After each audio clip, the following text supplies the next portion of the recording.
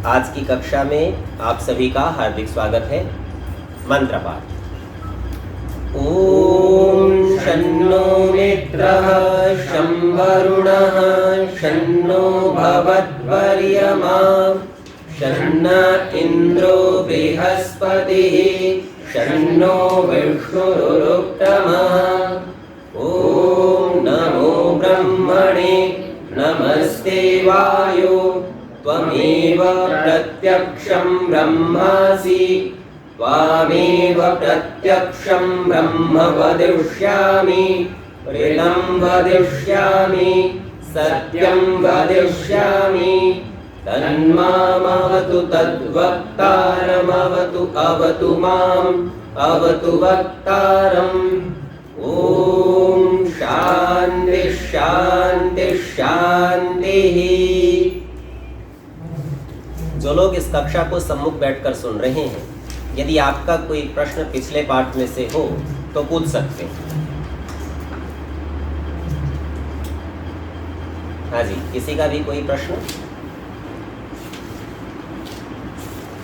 ठीक है। यदि आपका कोई प्रश्न नहीं है तो जो लोग इस कक्षा को ऑनलाइन सुन रहे हैं, यदि आपका कोई प्रश्न हो तो कह सकते हैं।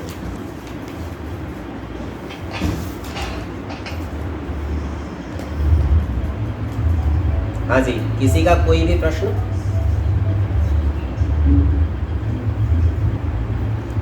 गुरुजी नमस्कार। जी नमस्ते। हाँ जी गुरुजी, ये 20वें बिंदु के ऊपर सूर्य आत्मा जगदस्त तस्तु शश, ये मोटे अक्षरों में लिखा हुआ है। इसका अभी तो ये क्या हो सकता है, अभिप्राय क्या हो सकता है? ये यजुर्वेद का मंत्र है और उस मंत्र का अंश यहाँ पर लिखा है। गहरे अक्षरों में इसलिए लिखते हैं कि जब किसी बात को उद्धृत करते हैं, कोट बनाते हैं, तो उसको थोड़ा भिन्नता से प्रदर्शित करते हैं। और यहाँ इस वाक्य का अर्थ है जगतस, यानी जगत गमनशील, चलने फिरने वाले। तस्थुषश्च, तस्थु कहते हैं स्थावर को, टिके हुए को, जड़ जगत को। तो जगत था चेतन और तस्थुष था जड़। तो जड़ और चेतन दोनों का आत्मा, यानी आत्मा है नियंत्रण करने वाला। वो कौन है? तो यहाँ कहा था सूर्य। तो मंत्र में ये बताया है जैसे सूर्य जड़ और चेतन दोनों प्रकार के संसार का आत्मा है, वैसे ही वो परमेश्वर भी है। वो भी जड़ और चेतन दोनों का आत्मा है। क्यों? क्योंकि वो सबका ज्ञान और प्रकाश करता है। ठीक है जी। ठीक है गुरुजी। ये कहना 25वें बिंदु के ऊपर जी शांति और गतिशु की जो व्याख्या है वो बस दो अक्षरों में हुई थी। गुरुजी, उसकी थोड़ी सी व्याख्या। जी, वो आज का विषय है। वो आज का विषय है ही और आज के पाठ में आएगा ही। ठीक है गुरुजी। हाँ जी, अन्य कोई प्रश्न? जी हाँ जी, यदि आपका कोई प्रश्न है तो कहिए। जी आज यदि कोई प्रश्न है तो कह दीजिए। गुरुजी नमस्ते। जी हाँ जी, प्रश्न है आपका? पंच का अर्थ है पांच, महा का अर्थ है बड़ा और यज्ञ का अर्थ है सर्वश्रेष्ठ कर्म। तो जो पांच सबसे अच्छे और बड़े कर्म हैं उसे पंच महायज्ञ कहते हैं। ठीक है जी। ये संख्या में 5 होने से प्रथम ब्रह्म यज्ञ यानी वैदिक संध्या, दूसरा देव यज्ञ यानी अग्निहोत्र जिसे आप हवन के नाम से जानते हैं, तीसरा इसके अंदर पितृयज्ञ, माता पिता और इसी प्रकार के सब बड़ों की सेवा करना, चौथा बलि वैश्वदेव यज्ञ, अनाथ असहाय रोगी या अपने ऊपर आश्रित पशु पक्षी आदियों की सेवा करना, और अंतिम अतिथि यज्ञ जो घूम घूम कर प्रचार करने वाले सन्यासी विद्वान आदि हैं उनकी सेवा करना। तो ये 5 सबसे बड़े सर्वश्रेष्ठ कर्म हैं और इन्हीं को ही पंच महायज्ञ कहते हैं। ठीक है जी। हाँ जी, अन्य कोई प्रश्न? जी आचार्य जी, जो पिछली बार जो मैंने सवाल पूछा था कि अधर्म जैसे बढ़ता जा रहा है, तो आपने कहा था कि सांकेतिक आंसर देखिए यह विषय, हाँ अगली कक्षा वैसे तो उस दिन भी सभी लोग थे ही। पुनरपि जो हम ये सोचते हैं कि धर्म घट रहा है, अधर्म बढ़ रहा है, तो हम इसे बड़ा ही स्थूल दृष्टि से देखते हैं। तो इस विषय में ऐसा समझिए कि सामान्य तौर पर धर्म और अधर्म दोनों का ही पूर्ण लोप कभी नहीं हो सकता। अर्थात धर्म और अधर्म दोनों साथ साथ बने रहेंगे। हमको व्यवहार में ऐसा लगता है कि अधर्म करने वाले मनुष्य अधिक हो गए हैं, पृथ्वी के ऊपर अधर्म अधिक दिखाई दे रहा है। उसी अनुपात से धर्म करने वाले मनुष्य भी होते हैं, लेकिन उसका प्रदर्शन नहीं हो पाता। अर्थात कम और ज्यादा ये तो हो सकते हैं, किसी समय धर्म करने वाले अधिक होंगे, किसी समय अधर्म करने वाले अधिक होंगे, ये तो हो सकते हैं। तो आज जो धर्म आपको कम दिख रहा है तो उसका व्यवहार कम है, इसीलिए कम दिख रहा है। अर्थात या तो अपने जानते नहीं, और जानते हैं तो मानते नहीं, और यदि मान जाते हैं तो परिवेश के कारण, परिस्थितियों के कारण नहीं कर पाते। पर यहाँ इतना निश्चित है, जो जो व्यक्ति दृढ़ता से धर्म का पालन करता है वह निश्चित सुख को प्राप्त होता है, और जो जो व्यक्ति अधर्म का पालन करता है वह निश्चित रूप से दुख को प्राप्त होगा। ठीक है जी।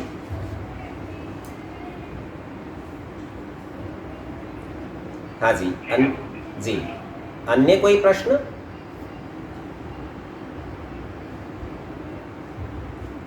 अन्य किसी का कोई प्रश्न? ठीक है, यदि और प्रश्न नहीं बचे हैं तो आगे के पाठ को हम देख लेते हैं। पृष्ठ संख्या 24 पर हम लोग पढ़ रहे हैं, बिंदु संख्या 25 को देख रहे थे, और इसमें मूल शब्द था दिवु। इससे व्यावहारिक जो प्रयोग में आने वाला शब्द है वह है देव, और परमेश्वर का नाम देव है, और इस मूल शब्द के 10 अर्थ हैं। उनको हमने संक्षेप से देखा था। अब इसमें एक विभाग है, उस विभाग को भी देखेंगे, सब बातें धीरे धीरे स्पष्ट होंगी। तो पुनः इस बिंदु को देख रहे हैं, इसमें कहा था इस धातु से देव शब्द सिद्ध होता है। प्रथम अर्थ है क्रीड़ा, जो शुद्ध अर्थात परमेश्वर, जिसमें कोई विकार नहीं आता, कोई परिवर्तन नहीं होता, जगत को क्रीड़ा कराने, अर्थात वो जगत को खेल जैसा खिलाता है। या खेल का तात्पर्य मनोरंजन के लिए की जाने वाली क्रिया नहीं है। जैसे क्रीड़ा में बहुत सारी गतियां होती हैं, भिन्न भिन्न प्रकार की गतियां होती हैं, और यह कोई भी क्रीड़ा नियम के अंतर्गत की जाती है। ठीक उसी प्रकार से इस संसार में भी अनेक गतियां हैं, और वे गतियां नियम के अंतर्गत हैं। विजिगीषा, धार्मिकों को जिताने की इच्छा युक्त। इसी के आश्रय से ये भाव बना था कि यदि परमेश्वर ही जिताना चाहता है फिर धर्म कैसे बढ़ जाता है। तो ये ध्यान रखिए, धार्मिकों को केवल अपने मन में धर्म मानकर बैठने से बात नहीं बनेगी। उनको उस धर्म का व्यवहार भी करना पड़ेगा, अभिव्यक्ति करनी पड़ेगी, और अन्य लोगों को प्रेरित भी करना पड़ेगा। इस स्तर का पुरुषार्थ होगा। यानी आप इसको लौकिक यदि नियम से समझना चाहें तो नियम बनता है, बोले परमेश्वर उसकी सहायता करता है जो अपनी सहायता स्वयं करता है।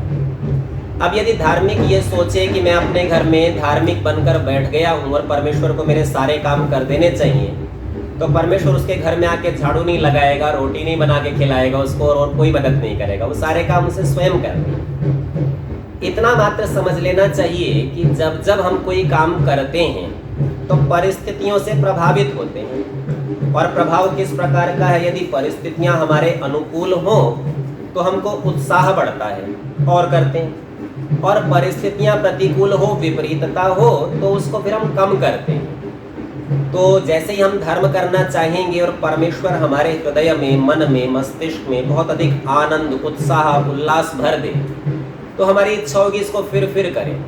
तो इस प्रकार वह परमेश्वर धार्मिकों की सहायता करता है, उन्हें आनंद में रखता है। और जब अधर्म करने जाते हैं तो मन में भय, लज्जा, संकोच आदि उत्पन्न कर देता है।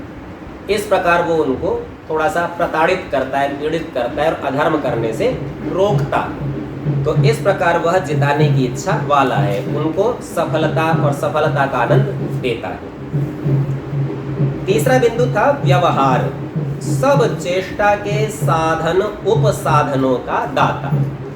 थोड़े से दृष्टांत से इस बात को हमने देखा भी था। हम लिखने के लिए हाथ का भी प्रयोग करते हैं और लेखनी का भी। लेखनी यदि साधन है तो हाथ उपसाधन है, और हाथ के अतिरिक्त हमारी इच्छा, हमारी योग्यता, वो सब भी साधन और उपसाधनों के रूप में है। तो इन सब का वह परमेश्वर दाता है, उपस्थित कराता है, देता है। अगला इसका अर्थ किया है द्युति। द्युति का अर्थ है स्वयं प्रकाश स्वरूप, सबका प्रकाशक। थोड़ी देर पहले जो हमारे सामने एक प्रश्न आया था, सूर्य आत्मा जगतस्तस्थु षष्च। तो यहाँ देखिए, जैसे सूर्य सारे संसार को दिखाता है, चाहे जड़ को और चेतन को, ठीक उसी प्रकार परमेश्वर भी स्वयं भी अपने स्वरूप को जनाता है। प्रकाश का ज्ञान, तो जैसे जैसे हमें ज्ञान होता है हम परमेश्वर का स्वरूप जान लेते हैं। और संसार के पदार्थों का, यानी सबका प्रकाशक अर्थात जनाने वाला, तो इस प्रकार का परमेश्वर है। पुनः अर्थ किया था स्तुति, प्रशंसा के योग्य। ये तो सरल ही है, इसमें कोई विशेष बात नहीं। मोद, आप आनंद स्वरूप और दूसरों को आनंद देने हारा। मोद का अर्थ प्रसन्नता। हमने इसके लिए मोदक शब्द से आपको समझाया था, लड्डू को खा के बड़ा आनंद आता है, तो वैसा ही मोद वाला परमेश्वर है। मद, मदोन्मत्तों का ताड़ने हारा। मद वैसे नाम नशे का है, तो जो नशे में उन्मत्त हो, पागल जैसा हो गया हो, अर्थात जिसने होश खो दिया हो, तो ऐसों का ताड़ने हारा, दंड देने वाला। स्वप्न, सब के शयनार्थ, रात्रि और प्रलय का करने हारा। तो जो सांसारिक अवस्था में रात्रि होती है उसमें हम सो जाते हैं। परमेश्वर के द्वारा ये रात्रि बनाई गई है ताकि हम जो थकावट है, कमजोरी है, दुर्बलता है, उस सब से दूर हो और अगले दिन के कार्य के लिए तत्पर हो। ठीक ऐसी स्थिति सृष्टि के बाद में प्रलय की भी है। प्रलय में भी सारे जड़ जगत को वापस खोल के और दोबारा बांधता है, तो उतने समय जब खोलता है तो उसे तैयार करता है सृष्टि अवस्था में वापस कार्य के योग्य होने के लिए। कांति, कामना के योग्य, अर्थात जिसकी इच्छा करते हैं, जिसको चाहते हैं और जिसे प्राप्त करना चाहते हैं, ये गुण भी परमेश्वर में। इसी से उसका नाम देव भी है। तो देव उसे कहते हैं जिसे हम चाहते हैं। गति अर्थात ज्ञान स्वरूप है। इससे पूर्व हम गति के 3 अर्थ देख चुके हैं, ज्ञान, गमन और प्राप्ति। तो जानना, जानने के अनुसार क्रिया करना और क्रिया के अनुसार फल का प्राप्त करना, ये तीनों गति के अर्थ हैं। यहाँ स्थूल दृष्टि से ज्ञान स्वरूप कहा, वह सर्वज्ञ है, सब कुछ जानता है, बाकी अर्थों का ग्रहण उसी में ही कर लेना चाहिए। इसलिए परमेश्वर का नाम देव है। अब यहाँ एक बात जानने की है, इन 10 अर्थों के 2 विभाग हैं, 5 और 5। मैं आपको उस पर चिन्ह लगवा देता हूं। सबसे पहले द्युति पर चिन्ह लगा लीजिए, पश्चात स्तुति पर लगा लीजिए, मोद पर लगा लीजिए, कांति पर लगा लीजिए और गति पर लगा लीजिए। तो ये 5 जो चिन्ह हैं, अब इसके अतिरिक्त 5 और रह गए। इनमें भेद समझिए। ये जो 10 गुण यहाँ पर गिनाए हैं, जो दिवु शब्द से कहे जाते हैं, वे गुण हो, क्रिया हो, इनमें से जिन पर हमने आपको चिन्ह लगवाए हैं, ये विशेष करके परमार्थ के द्योतक हैं। परम अर्थ, सबसे विशिष्ट अर्थात परमेश्वर, अर्थात ये गुण विशेष करके परमेश्वर में हैं।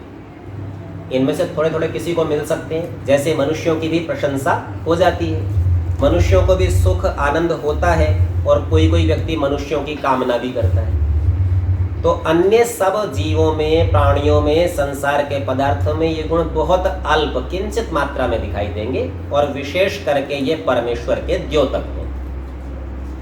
जो शेष 5 गुण बच गए या क्रियाएं बच गई, ये ऐसे हैं जो व्यावहारिक हैं, अर्थात ये गुण स्थूल जगत में आपको अधिक दिखाई देते हैं, पर ऐसा होने पर भी परमेश्वर का सर्वथा त्याग नहीं होता, क्योंकि इन जड़ जगत में, स्थूल पदार्थों में ये गुण भी परमेश्वर के द्वारा ही रखे गए हैं, अर्थात उसका गुण वहां उसने उपस्थित किया है। तो व्यवहार के माध्यम से भी हम लोग परमेश्वर तक पहुंचते हैं। तो यूं समझिए जैसे भौतिक अग्नि है, अब वो भौतिक अग्नि, उसके अंदर यदि चमक का या आपको आकर्षित लगती है उसको पकड़ने का, उसका प्रयोग करने का, और अग्नि के कारण संसार की बहुत क्रियाएं होती हैं। वो क्रीड़ा वाला गुण यदि आप अग्नि में देखना चाहें दिखाई देगा, स्थूल दृष्टि से उपस्थित होगा। जितने भी आपके यान बनते हैं वो अधिकांश अग्नि के संयोग से ही चलते हैं, चाहे वो अग्नि विद्युत के रूप में हो या तेल ईंधन के रूप में हो या किसी भी रूप में। तो हम कहें कि देखो जी यहाँ तो अग्नि से हो रही है क्रीड़ा, हाँ ठीक बात है, क्योंकि यह व्यावहारिक गुण है और यह परमेश्वर के द्वारा रखा गया। तो इन 10 गुणों में से जिन पर चिन्ह लगाए, ये 5 गुण विशेष रूप से परमेश्वर में दिखाई देंगे और शेष 5 गुण अधिकता से जड़ जगत में या जीवों में दिखाई देंगे। अथवा करके इन्हीं 10 गुणों को एक भिन्न प्रकार से समझा रहे हैं। कहते हैं यो दिव्यति क्रीडति स देवः। दिव्यति को ही खोला है, क्रीडति जो क्रीड़ा करता है वह देव है। तो कहते हैं जो अपने स्वरूप में आनंद से आप ही क्रीड़ा करे, अर्थात स्वयं ही गति करे, परिवर्तन करे, अथवा किसी के सहाय के बिना क्रीड़ावत सहज स्वभाव से सब जगत को बनाता, वह सब क्रीड़ाओं का आधार है। इस पूरे वाक्य में क्रीड़ा शब्द को आप गति और परिवर्तन से स्थिर कर देंगे तो बात पूरी स्पष्ट हो जाएगी। तो कहते हैं कि आप ही क्रीड़ा करे, अर्थात स्वयं गति देता है। तो सारे संसार के जो परमाणु हैं उनको चलाने का काम परमेश्वर का है, दूसरे किसी का नहीं है। और किसी के सहाय के बिना, अर्थात संसार बनाने की क्रिया में वह किसी भी जीव का सहयोग नहीं लेता। इस विषय में जैन मत में मतभेद रहता है। जैनी लोग ऐसा मानते हैं कि जो उनके तीर्थंकर हुए हैं वे ही लोग जाके, अथवा जो मुक्त पुरुष हैं वे ही लोग जाके संसार को बनाते चलाते और बिगाड़ते हैं, सारी व्यवस्था वे ही करते हैं। परमेश्वर नाम की कोई सत्ता नहीं है और मुक्त पुरुष ही ये सब किया करते हैं। तो यहाँ वैदिक मतानुसार इसमें भेद है, व्याकरण से और वेद से ये अर्थ नहीं निकलेगा, इसीलिए जैन मत वेद विरुद्ध पड़ता है। पुनः कहते हैं विजिगीषते स देवः, वह देव है, अर्थात परमेश्वर का नाम देव है। क्यों? बोले विजिगीषते, जीतने की इच्छा वाला है। आर्य भाषा में खोलते हैं जो सबका जीतने हारा, अर्थात जो सबको जीत लेता है, उसे कोई नहीं जीत सकता। स्वयं अजेय, अर्थात जिसको कोई भी न जीत सके। अब इस सिद्धांत के साथ लोक में प्रसिद्ध उस गीत की पंक्ति का विचार कीजिए जहां वो कहते हैं कि भक्त के बस में है भगवान। तो यूं समझिए भक्त ने भगवान को जीत लिया, पर नियम क्या है? वह किसी से जीता नहीं जा सकता। तो ऐसा कभी नहीं होगा कि किसी जीव, किसी मनुष्य, किसी प्राणी, किसी पशु के परमेश्वर अधीन हो जाए, ये नहीं होता। ये भावुकता में कहा गया वाक्य है और सिद्धांत के विपरीत होने से त्याज्य कोटि में, छोड़ने के योग्य। पुनः समझाते हैं व्यवहारयति स देवः, व्यवहार कराता है, उसका नाम देव अर्थात परमेश्वर है। आर्य भाषा में खोलकर समझाते हैं जो न्याय और अन्याय रूप व्यवहारों का जनाने और उपदेष्टा, जनाने वाला और उपदेष्टा। तो संसार के व्यवहार से बहुत प्रकार की प्रेरणाएं परमेश्वर करता है और कई बार जब आप कुछ करने को प्रवृत्त होते हैं तो भी आपके अंतःकरण में प्रेरणा करता है, मन में भाव देता है, हाँ कर लेना चाहिए अथवा नहीं करना चाहिए। इस प्रकार न्याय और अन्याय रूप व्यवहारों को जनाने वाला और उपदेष्टा। अब इसी सिद्धांत को, जी हाँ जी, उपदेष्टा का अर्थ है उपदेश करने वाला, प्रवक्ता, वक्ता, जो भाषण देते हैं ना, उपदेश करने वाले को उपदेष्टा कहते हैं। अब इसी सिद्धांत को आप, यहाँ भूमिका में एक वाक्य आया था, उसको साथ साथ याद करिए, ध्यान कर लीजिए। वहाँ कहा था मनुष्य का आत्मा सत्य सत्य का जानने हारा है, और यहाँ पे कहा है न्याय और अन्याय रूप व्यवहारों को जनाने वाला है। तो यूं समझिए कि मनुष्य का आत्मा जो सत्य सत्य को, न्याय अन्याय को जानता है, वो परमेश्वर की व्यवस्था है, बोले इसकी योग्यता है, जान ही लेगा, ऐसा सामर्थ्य उसने जीवों में रखा है। तो इसको ही यहाँ पर दर्शाया कि वो व्यवहार कराने वाला, जनाने वाला देव है। तो जिस गुण से अपने को वह होती है उपलब्धि, वह परमेश्वर के द्वारा है, और उस परमेश्वर का नाम इस हेतु से देव है। पुनः कहते हैं यश चराचरम जगत द्योतयति। यश माने जो, चराचरम चर और अचर, जड़ और चेतन को, जगत को द्योतयति प्रकाशित करता है। तो कहते हैं जो सबका प्रकाशक। द्युति गुण का यहाँ पर प्रयोग किया है। द्युति के अंदर चमक की बात थी, प्रकाश स्वरूप की बात थी, तो बोले सारे संसार का वो प्रकाश करता है, इसीलिए उसका नाम देव है।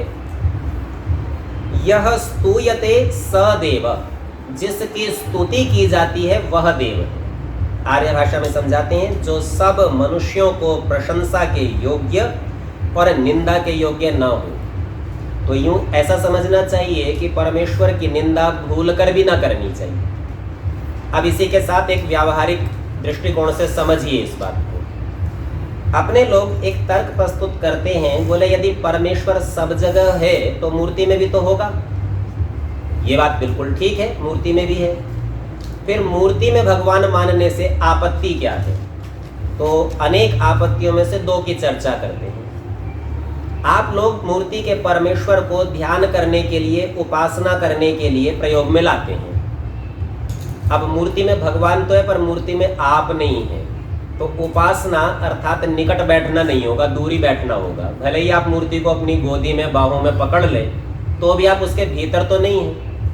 हाँ, कल को आप कोई प्रयोग करें, खोखली मूर्ति बनाओ, उसके भीतर बैठ जावे, तो भी ध्यान रखिए वहां भी आपने मूर्ति को नहीं पकड़ा, मूर्ति में स्थित खाली स्थान का आपने उपयोग किया है।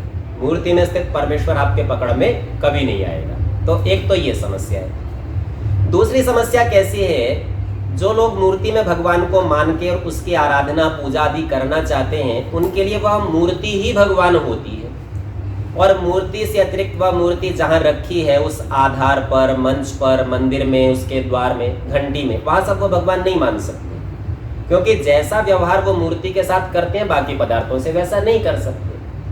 तो संपूर्ण अवस्था से देखेंगे तो यूं समझिए जो परमेश्वर संपूर्ण संसार का स्वामी था और सब जगह उपस्थित था, अपने लोग उसकी सत्ता को सब जगह से घटा के एक छोटी सी मूर्ति में ले आते हैं। वो भले ही मूर्ति 100 फुट 200 फुट की बड़ी भी हो, पर सारे संसार की तुलना में तो कण मात्र है। तो इतने छोटे में उसको संकुचित करना, उसकी सत्ता को संकुचित करना ऐसे ही है जैसे कोई किसी चक्रवर्ती राजा को कहे कि बस तेरा शासन एक झोपड़ी पर चलता है, तू इतना ही राजा है, इससे बड़ा नहीं है। तो ये तिरस्कार, अपमान, निंदा की बात है। ऐसा किसी को कभी ना करना चाहिए। यहाँ सिद्धांत दिया है कि वह परमेश्वर सब मनुष्यों को प्रशंसा के योग्य है और निंदा के योग्य नहीं है। तो किसी को भी इस प्रकार उसकी निंदा न करनी चाहिए। पुनः कहते हैं यो मोदयति स देवः, जो आनंद देता है, प्रसन्नता देता है, कराता है, उसका नाम देव। तो वह परमेश्वर देव नाम से है क्योंकि वह प्रसन्नता देता है। जो स्वयं आनंद स्वरूप और दूसरों को आनंद कराता, जिसको दुख का लेश भी न हो, तो ऐसे का नाम, परमेश्वर का नाम देव है। पश्चात कहते हैं यो माद्यति स देवः। अब यहाँ मद शब्द का अर्थ हमने नशा देखा था पहले दृष्टिकोण में, अब यहाँ तो दूसरे दृष्टिकोण से देख रहे हैं। व्याकरण शास्त्र में मद शब्द का अर्थ हर्ष, प्रसन्नता भी होता है, और लोक में भी व्यक्ति जब नशे में चला जाता है तो कुछ काल के लिए दुख से दूर हो जाता है। ज्यादातर उसकी इच्छा होती है दुख नहीं रहे, इसलिए नशा करता है। तो यहाँ उसको ही समझा रहे हैं यो माद्यति, जो प्रसन्नता देता है, स देवः, वह देव परमेश्वर है। जो सदा हर्षित, शोक रहित और दूसरों को हर्षित करने और दुखों से पृथक रखने वाला है, इसलिए परमेश्वर का नाम देव है, इस गुण के कारण। पुनश्च कहते हैं यह स्वापयति स देवः। स्वापयति स्वप्न में ले जाता है, सुला देता है। तो जो सुला देता है उस परमेश्वर का नाम देव है।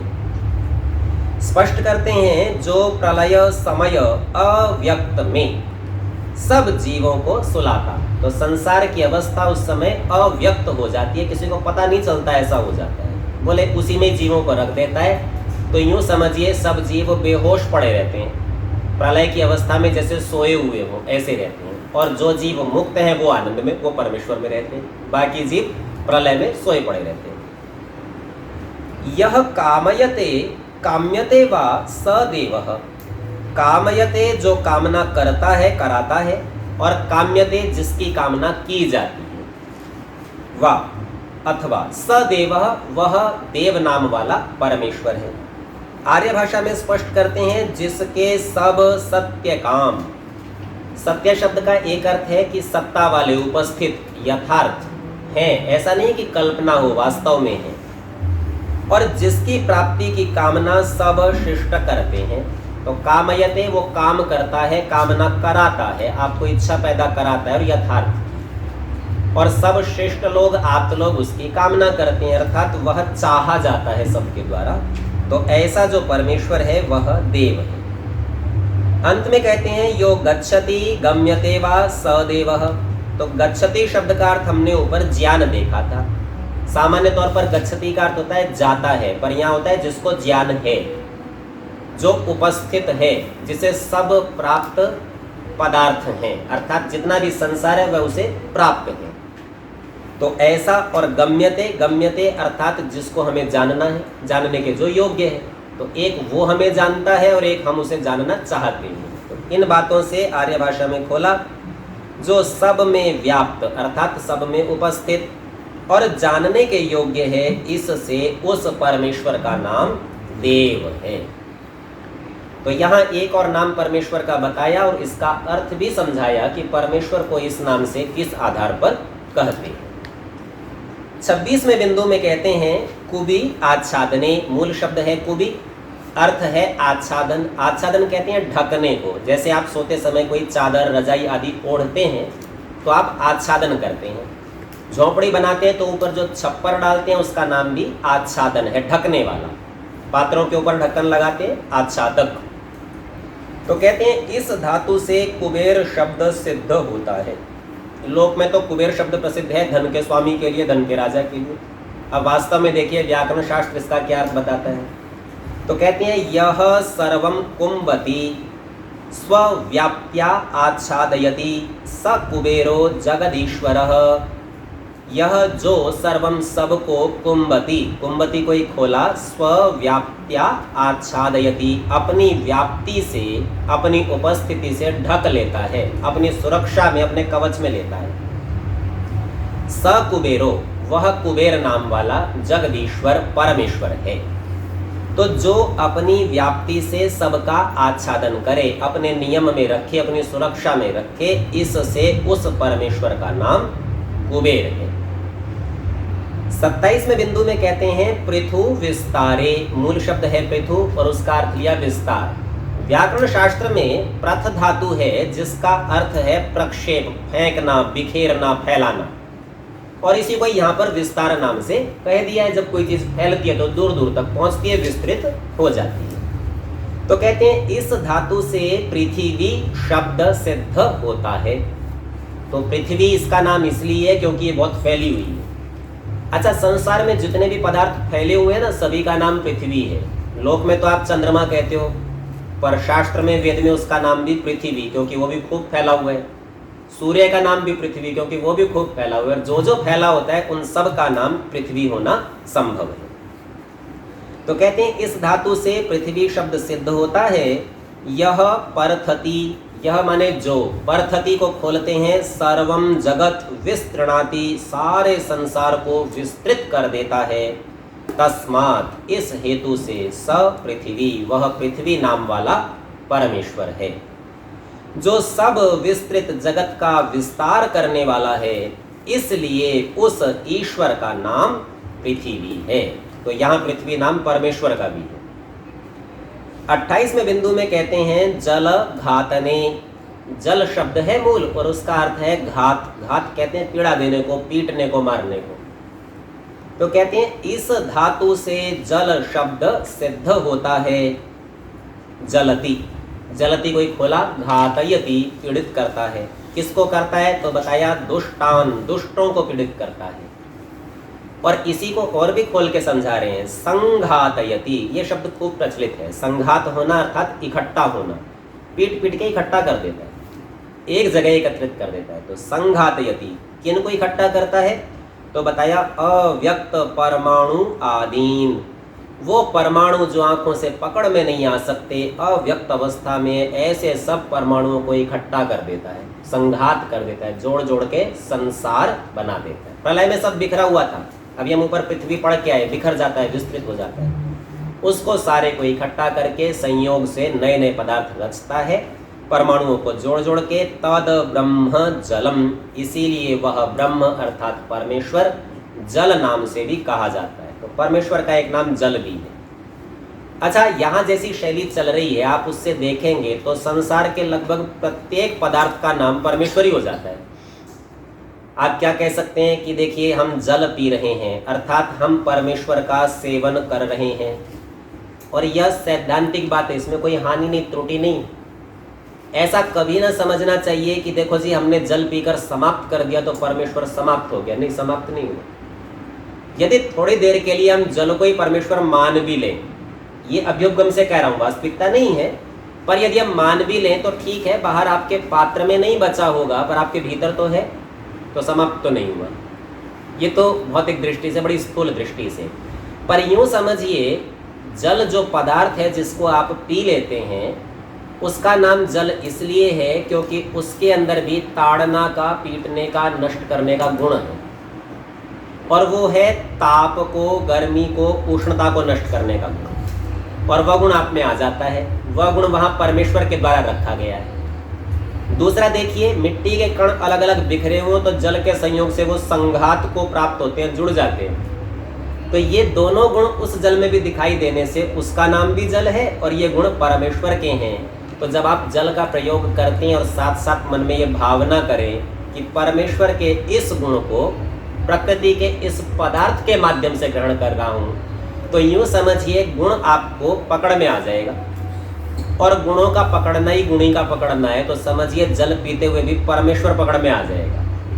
कितनी सहज और सरल प्रक्रिया परमेश्वर को जानने की है, प्रत्यक्ष करने की है। जल तो बड़ी सहजता से प्रत्यक्ष होता है ना, और जल के गुण का ज्ञान होते ही परमेश्वर प्रत्यक्ष हो जाएगा। तो यहाँ जितने भी नाम बताए जा रहे हैं, जो संसार के पदार्थों के भी नाम हैं, इन सब पदार्थों के माध्यम से आप गुणों का ज्ञान करते हुए उस परमेश्वर को पकड़ सकते हैं। इसीलिए यह समोल्लास अत्यंत महत्वपूर्ण हो जाता है, और यह नामों की चर्चा भी अत्यंत महत्वपूर्ण हो जाती है।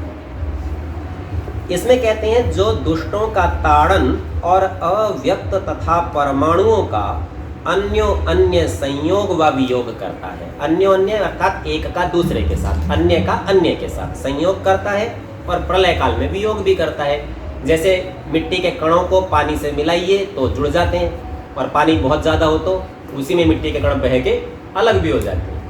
तो इसी प्रकार वह परमात्मा जल संज्ञक कहाता है, उसका एक नाम जल हो जाता है। 29वें बिंदु में कहते हैं काश्री दीप्तौ।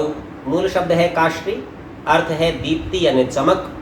अब काश्री में से काश बचा लेंगे और उसमें आ जोड़ के आकाश बना देंगे। तो कहते हैं इस धातु से आकाश शब्द सिद्ध होता है। यह सर्वतः सर्वम जगत प्रकाशयति स आकाशः, जो सर्वतः सब और से सर्वम जगत सारे संसार को प्रकाशयति प्रकाशित करता है, स आकाश। तो आकाश प्रकाशित करने वाला है। अपने क्या समझते हैं, प्रकाश तो सूर्य से होता है या किसी प्रकाश के स्रोत से होता है, भला आकाश कैसे प्रकाशित करेगा? तो यहाँ प्रकाश का अर्थ केवल चमक वाला ही प्रकाश नहीं है, दीप्ति अर्थ में भी हमने ये देखा है कि प्रकाश को हम सदा ज्ञान से परिवर्तित कर लेंगे। तो आकाश शब्द का अर्थ हो जाएगा जो सबका ज्ञान कराता। देखिए इसको आर्य भाषा में कहते हैं जो सब और से सब जगत का प्रकाशक है, अर्थात जनाने वाला है, इसलिए उस परमात्मा का नाम आकाश है। आकाश शब्द रोचक शब्द है, इसके कई अर्थ होते हैं। आप लोग जो कार्यालय में काम करते होंगे, विद्यालय में पढ़ते होंगे, ये जानते हैं कि आप लोग भी कई बार अवकाश के लिए प्रार्थना पत्र लिखते हैं, एप्लीकेशन। ये जो अवकाश है ये क्या है? सामान्य भाषा में आप लोग कहते हैं छुट्टी।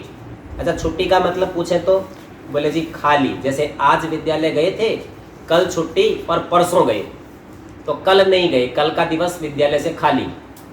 तो खाली होने का नाम अवकाश है। और आकाश भी खाली जगह का ही नाम है, क्योंकि खाली जगह में ही सब चीजें रखी जाती हैं। सारा संसार खाली में ही रखा है, आकाश में ही रखा हुआ है। तो आकाश कहना, अवकाश कहना। और एक चीज देखिए, अवसर, ये शब्द आपने खूब प्रयोग किया होगा। उसने अवसर का लाभ लिया अथवा वह अवसर की प्रतीक्षा करता रहा, आदि आदि। ये अवसर क्या है? अवसर भी अवकाश ही है, क्योंकि जब कोई चीज खाली होती है तो वहां दूसरे के आने की योग्यता होती है, और अवसर का मतलब है योग्यता। जब अवसर मिलता है तो हम योग्यता का प्रदर्शन करते हैं, योग्यता होएगी तभी प्रदर्शन करेंगे। तो अवसर कहना, आकाश कहना, अवकाश कहना एक ही बातें हैं। मुझे अवसर दीजिए, अर्थात थोड़ी जगह दे दीजिए खाली, ताकि मैं वहां कुछ कर सकूं। अवसर देना, काम करने का अवसर दीजिए, तो बाकी लोग लगे हुए, थोड़ा मेरे को भी स्थान दे दीजिए। तो अवसर का अर्थ भी खाली स्थान। तो अवसर कहिए, आकाश कहिए, अवकाश कहिए, ये आपको अपनी क्रियाओं को करने के लिए स्थान देते हैं, योग्यता देते हैं। वो परमेश्वर भी आकाश है, तो सारे संसार को क्रिया करने के लिए अवसर देता है, जीवों को क्रिया करने के लिए, उन्नति करने के लिए आकाश अवकाश अवसर देता है। इस गुण के देने से उसका नाम आकाश है।